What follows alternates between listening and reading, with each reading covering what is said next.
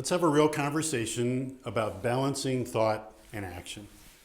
In our book, Land on Your Feet, Not on Your Face, we call this the boot and the sandal. The boot represents the type of work that we do that's busy, that's tactical, that's based on experience and knowledge that we already have. The sandal refers to the more reflective type of thinking work that gives us new ideas, that engages in creative thought, and creates change in our organizations. And what we believe is that there's a proper balance between these two things in each job. Even at a lower level job in an organization, there needs to be some sandal time to think in addition to the boot time. Now, when I first started teaching this many years ago, I was struck by how often people tell me they're too busy to do the sandal work. They've got their boots on. They got two boots on all the time.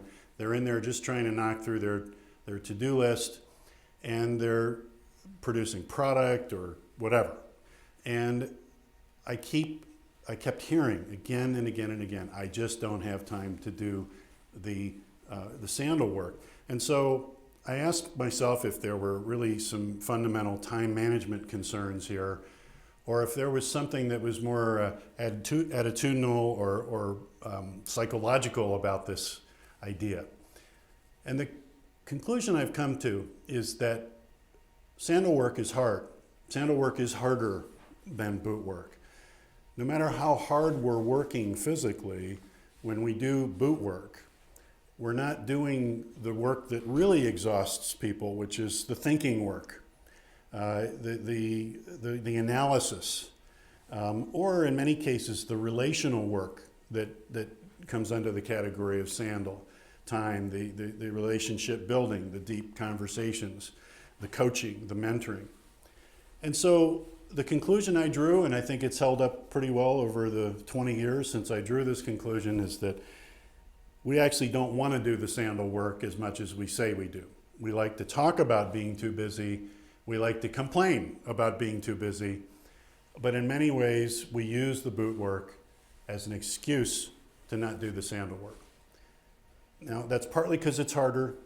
That's partly because it takes us into an area where we might be less familiar. It takes us into areas where we don't feel competent, where we're dealing with new ideas and new concepts that might challenge us. And the sandal work often leads to change, which we're also uncomfortable with. So I would ask you, as you do your work and you observe the work of others, and you keep hearing this, I'm too busy to do the sandal work, I'm too busy to write a strategic plan, I'm too busy to sit down and set out my calendar for the next 30 days, I'm too busy to read that article.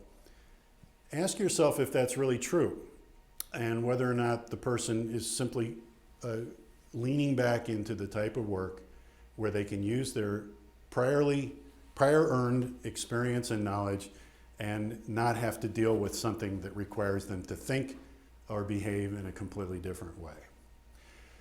So the boot and the sandal, this is probably the concept in our leadership platform model that sticks with people the most. And I think it's because we have a cultural acceptance of busyness in our world. We give ourselves too much credit for being busy. And because of that, we don't even classify sandal work as work. If we see somebody in their office, they're reading a magazine, a trade magazine, or watching a TED Talk, we tend to say, gee, it'd be nice if you'd come out and do some real work. When in fact, that TED Talk might be the most important thing a person does that day. So we need to change our conception of work so that it includes planning, it includes reading, it includes education, and doesn't just judge a person's value and commitment by how busy they look all the time. Let's get our brains busier, and we'll see good results in our organization as a result of that. Even at top executive levels, you find people leaning into boot work and leaning away from sandal work. There have been some surveys that have been astonishing about CEOs and high C-level people who also share this complaint about not having enough time to plan. But meanwhile, they're doing all kinds of things, going to seminars and running regional meetings and things like that are in their wheelhouse. So this isn't just a problem at a lower level of the organization. This is a problem at all levels of the organization. The Sandal work that you do in your organization is the work that's going to create real change. It's the work that's going to create new pathways for success.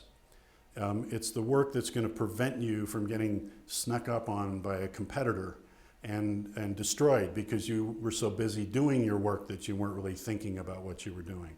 So I just ask you to put a higher value on the Sandal work, on the thinking, on the reflection, and not to let yourself or others off too easily by saying that they're too busy to do it. If there's a real commitment to doing the Sandal work, you'll find a way to do it. Thank you.